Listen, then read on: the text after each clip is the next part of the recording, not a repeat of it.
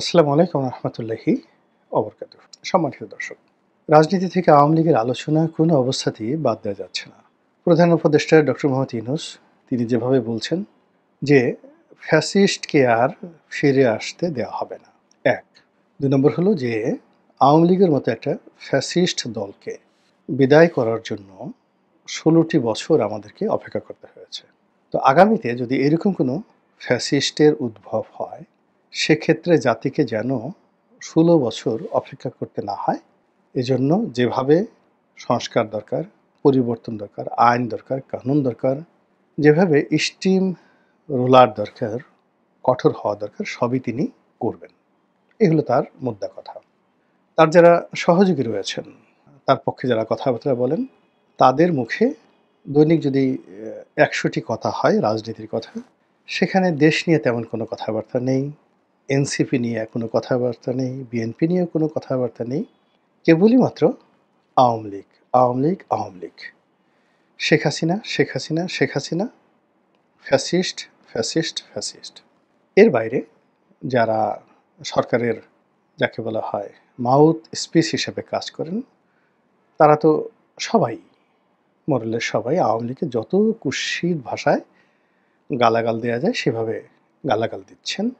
এবং এই গালাগালির মধ্যে সেই কি বলবো, টেকনাফ থেকে তেঁতুলিয়া পর্যন্ত গত ১০ মাসে সবচেয়ে বেশি যে নামগুলো উচ্চারিত হয়েছে, তার মধ্যে ১ নম্বর হলো আওয়ামী লীগ, ২ নম্বরে শেখ হাসিনা, ৩ নম্বরে শেখ মুজিব বা বঙ্গবন্ধু। এখন এগুলোর প্রতিক্রিয়া কী? এগুলোর ফলাফল কি হতে পারে? সেগুলো নিয়ে আলোচনা করব। কিন্তু মার্কেটিংয়ের ভাষায় একটা কথা আছে, একটা স্লোগান আছে। সেটা হলো যে যেকোনো প্রচার এবং প্রোপাগান্ডা, সেটি নেতিবাচক হোক কিংবা ইতিবাচক হোক, আল্টিমেটলি বা শেষ পর্যন্ত যার বিরুদ্ধে বা যার পক্ষে প্রচারণা চালানো হয়, ওটা মূলত তার পক্ষে চলে যায়। যেমন ধরুন আমার বিরুদ্ধে কেউ বলল, রনি খারাপ, রনি খারাপ, রনি খারাপ। তো একটা সময় মানুষ আগ্রহ হবে যে দেখি লোকটাকে নিয়ে এত খারাপ কি বলছে, একটু খোঁজ খবর নেই। তখন আমি যদি সত্যিকার অর্থে খারাপ হয়ে যাই, তখন এই সমাজে কিন্তু ভালো মানুষের চেয়ে খারাপ মানুষের সংখ্যা বেশি। তারা দলে দলে আমার কাছে আসবে, এসে বলবে যে এইরকম নেতাই আমাদের দরকার, আপনার তাগত আছে, শক্তি আছে। এবং এইভাবেই প্রচারণার ফলে আমাদের পাক ভারত উপমহাদেশে হাজী মাস্তান, দাউদ ইব্রাহিম, ছোট শাকিল, ছোট রাজন তৈরি হয়েছে। এইভাবে ঢাকা শহরে সুইডেন আসলাম, টোকাই সাগর, মুরগি মিলন তাদের তৈরি হয়েছে। এর কারণ হলো ওই নেতিবাচক প্রচারণা।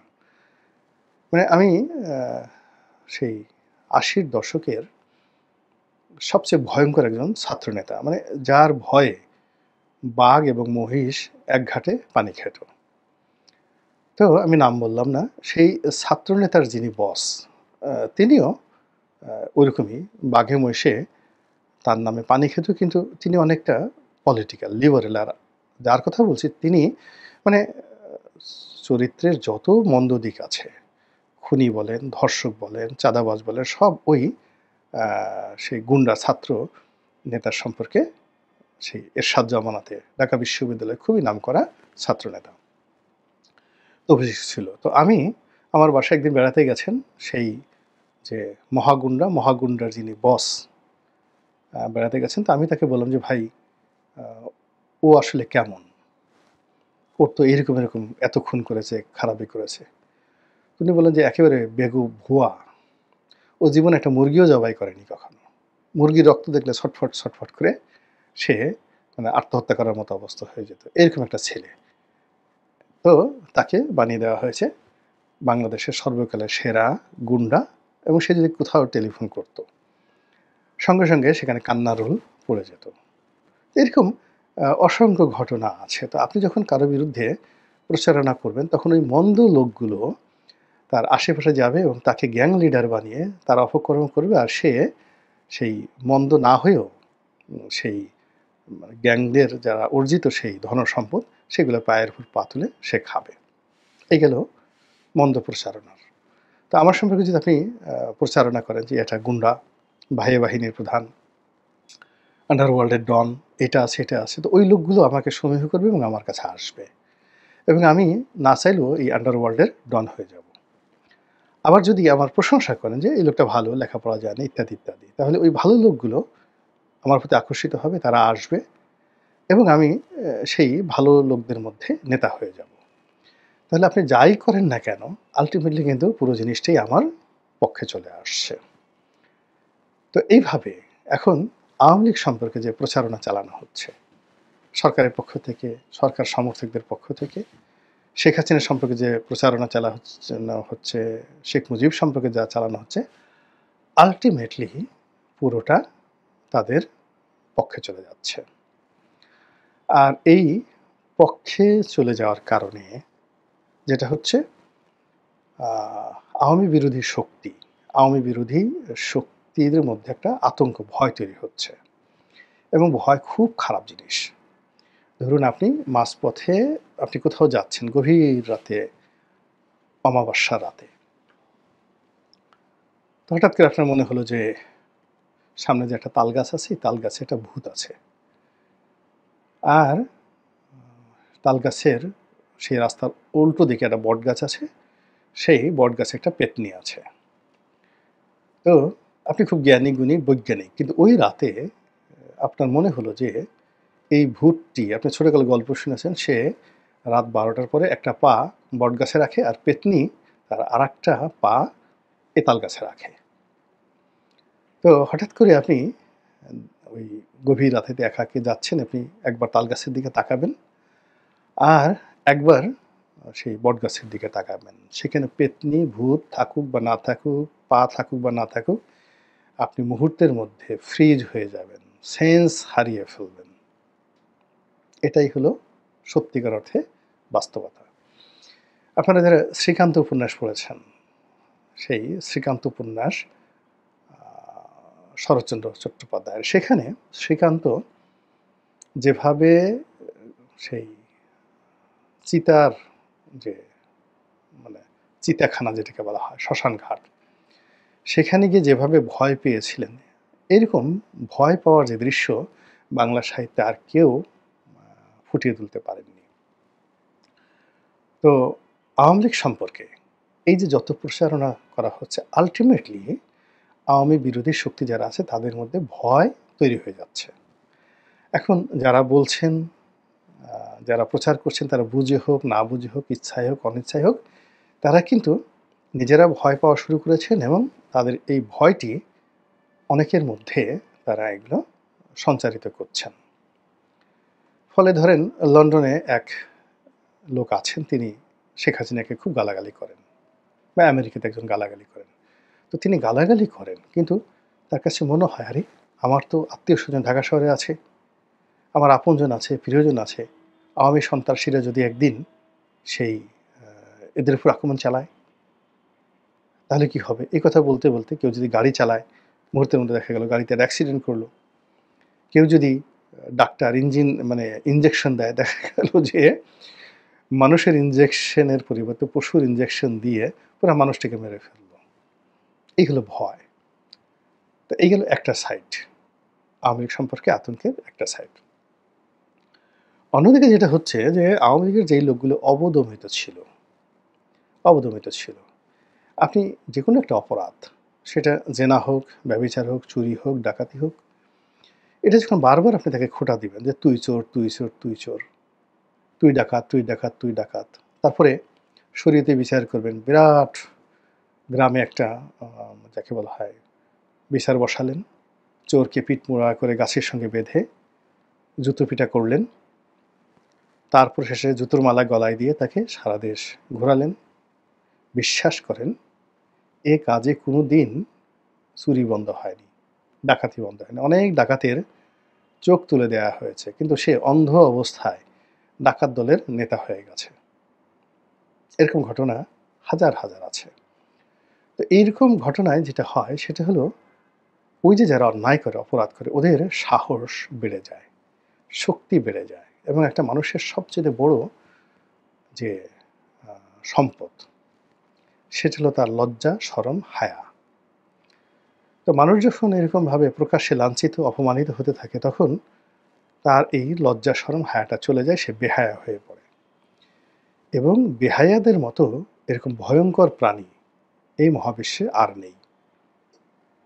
সাপ বলেন, শকুন বলেন, ঈগল বলেন, মানে প্রকৃতির যত হিংস্র প্রাণী আছে তাদের মধ্যে বেহায়া যদি হয়, সেটা পশু হোক, পাখি হোক বা মানুষ হোক, যার লজ্জা শরমটা চলে গেছে তার মতো ভয়ঙ্কর প্রাণী আর হতে পারে না।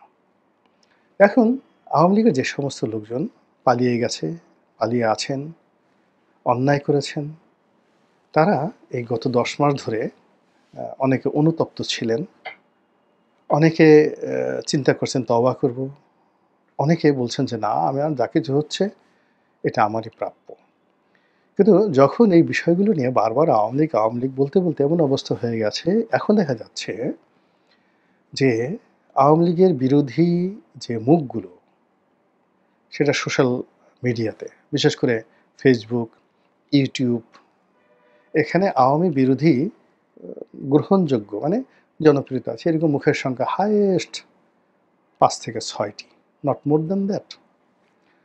কিন্তু এই ৫ থেকে ৬টি মুখকে মোকাবেলা করার জন্য ৫-৬০০ মানে 100 টাইমস ৫ থেকে ৬০০ আওয়ামী মুখ নতুন করে চলে আসছে, যাদের অনেকের বিরুদ্ধে পালানোর অভিযোগ, অনেকের বিরুদ্ধে দুর্নীতির অভিযোগ, সব কিছু বাদ দিয়ে এখন তারা আওয়ামী ন্যারেটিভ তৈরি করছে। আওয়ামী লীগের পক্ষে কথা বলছে, ডক্টর মোহাম্মদ ইউনূসের বিপক্ষে কথা বলছে, আওয়ামী যারা বিরোধী লোক তাদেরকে হুমকি দিচ্ছে, ধামকি দিচ্ছে। এবং যে সমস্ত লোকদের প্রচার প্রোপাগান্ডার কারণে আওয়ামী লীগের পতন হয়েছে, উল্টোভাবে এখন তাদেরকে তারা হুমকি ধামকি দিয়ে তাদের জীবনকে তছনছ করে দিচ্ছে। এবং এখন এই যে গত, যদি আপনি ৩ মাসের সোশ্যাল মিডিয়ার ট্রেন্ডিং দেখেন, এবং সেখানে ফেসবুক, লিঙ্কডইন এবং টুইটার, তার সঙ্গে ইউটিউব, এখানে গিয়ে দেখেন যে আওয়ামী লীগের যারা পক্ষে কথা বলেছেন এবং ইউনূসের বিপক্ষে যারা বলেছেন তাদের সম্মিলিত ভিউ কত, আর যারা আওয়ামী লীগের বিপক্ষে বলেছেন এবং ইউনূসের পক্ষে বলেছেন তাদের ভিউ কত, দেখবেন যে 1:1000, যেটা এই ২০২৫ সনের ফেব্রুয়ারি মাসে কল্পনাই করা যেত না। অর্থাৎ ফেব্রুয়ারি মাসে এটি উল্টো ছিল জাস্ট, অর্থাৎ যত কথাবার্তা হতো আওয়ামী লীগের পক্ষে তারা যদি 1000 হতো, আর আওয়ামী লীগের পক্ষে যে কথাবার্তা সেটা একও হতো না। এখন এটা আপনি গিয়ে দেখেন, ট্রেন্ডিংটা দেখেন, যারা ফেসবুক নিয়ে গবেষণা করেন, ইউটিউব নিয়ে গবেষণা করেন, এবং এটা এমন ভয়ঙ্কর অবস্থায় পৌঁছে গেছে, স্বয়ং প্রধান উপদেষ্টা, তিনি জাতিসংঘ অথবা কোনো আন্তর্জাতিক সংস্থার কোনো ভদ্রমহিলা, খুবই উচ্চ পদস্থ ভদ্রমহিলা, তার সঙ্গে দেখা করেছেন তার কার্যালয়ে, এবং তিনি সেখানে এই যে অপতথ্য, অপপ্রচারণা, এটা বন্ধ করার জন্য তিনি সেই জাতিসংঘ বা ওই ওনার যে ভদ্রমহিলা যে প্রতিষ্ঠান তার সহযোগিতা কামনা করেছেন। তো বুঝেন যে তার অবস্থা এখন কোন পর্যায়ে পৌঁছে গেছে। একইভাবে ডক্টর মোহাম্মদ ইউনূস, যেটা সবসময় তিনি একটা ওপেন মিডিয়াতে বিশ্বাসী, এবং তিনি আজকের যে অবস্থায় এসেছেন এটা মূলত মিডিয়ার কল্যাণে। তো সেই তিনি ফেসবুকের যারা মালিক পক্ষ, মেটা, ফেসবুকের মূল কোম্পানি মেটা, তো মেটার কিছু কর্তা ব্যক্তি, হর্তাকর্তা, তারা ডক্টর মোহাম্মদ ইউনূসের সঙ্গে দেখা করেছেন। তো তিনি সেখানেও আবেদন করেছেন, যে আবেদন শেখ হাসিনাও করেননি। শেখ হাসিনার মন্ত্রী পলক বা অন্যান্য যারা আছে তারা মেটাকে ঘুষ দেওয়ার চেষ্টা করেছে, বিজ্ঞাপন দেওয়ার চেষ্টা করেছে, মেটাকে ম্যানেজ করার চেষ্টা করেছে, কিন্তু মেটার কাছে কখনো অসহায়ত্ব প্রকাশ করেনি। কিন্তু ডক্টর মোহাম্মদ ইউনূস মেটাকেও খুব অনুনয় বিনয় করে, আমি মুরব্বী মানুষ, এরকম একটা জায়গাতে আসছি, যা কিছু হচ্ছে তোমরা আমাদেরকে সহযোগিতা করো। এবং আমেরিকান যে কোম্পানি, এগুলো তারা কিন্তু সাধারণত মজা নেয় যখন আপনি মেটা বা ইউটিউব, সেখানে কোনো একটা বিষয় আপনি ট্রেন্ডিং করতে পারেন, কোনো একটা মতাদর্শকে, যে মতাদর্শের ফলে মানুষের মনে ফেয়ার অ্যান্ড গ্রিড তৈরি হয়, লোভ এবং ভয়। সেই লোভ এবং ভয় থেকেই কিন্তু ওদের যত ব্যবসা। মানে এটা কিন্তু ইন্টারন্যাশনাল মানে যাকে বলা হয় স্ট্র্যাটেজি। মানে যারা এই সোশ্যাল মাধ্যম চালান, সামাজিক মাধ্যম চালান, ওই মালিক পক্ষের প্রথম কাজ হলো যারা ভয় তৈরি করতে পারে, আতঙ্ক তৈরি করতে পারে এবং যারা মানুষকে লোভ দেখাতে পারে, তাদেরকে তাদের যে এআই সিস্টেম প্রমোট করে। এবং ওই যে ভয় থেকে তাদের মার্কেটিং শুরু হয়। লালসা থেকে তাদের মার্কেটিং শুরু হয়। এবং যে সমস্ত মানুষ ভীত সন্ত্রস্ত, গিয়ে দেখবেন ওই তাদের সামনে যে সকল প্রোডাক্টের বিজ্ঞাপন আসে, ওই ভয় দূর করার প্রোডাক্ট। যে সমস্ত মানুষ লোভী, তাদের সামনে গিয়ে দেখবেন যে বিভিন্ন সেই লোভ সংক্রান্ত, সেটা নুড ফিল্ম হোক কিংবা জুয়া হোক, এই ধরনের বিজ্ঞাপন তাদের সামনে আসতে থাকে। এবং এটাই সামাজিক মাধ্যমের সবচেয়ে হাই ভ্যালু বিজ্ঞাপন পলিসি। যখন তারা কোনো দুর্বল একটা শ্রেণীকে পেয়ে যায়, তখন সেখানে তারা এই ধরনের যে বিজ্ঞাপনগুলো তারা কালেকশন করে, যেগুলো রেট অনেক অনেক বেশি। তো এখন মেয়েটা বুঝে গেছে বাংলাদেশে যে এখন কারা শেখ হাসিনাকে ভয় পাচ্ছে, কারা আওয়ামী লীগকে ভয় পাচ্ছে। তো এই কারণে তারা এটাকে আরও ব্যবসায়িকভাবে প্রমোট করা শুরু করে দিয়েছে। যারা সামাজিক মাধ্যম নিয়ে গবেষণা করেন, যারা সামাজিক মাধ্যম নিয়ে ব্যবসা বাণিজ্য করেন, তারা অবশ্যই এই বিষয়টা আমার চেয়ে ভালো জানেন। মহান আল্লাহ আমাদের সবাইকে হেদায়েত দান করুন এবং হেফাজত করুন। আসসালামু আলাইকুম ওয়া রাহমাতুল্লাহি ওয়া বারাকাতুহু।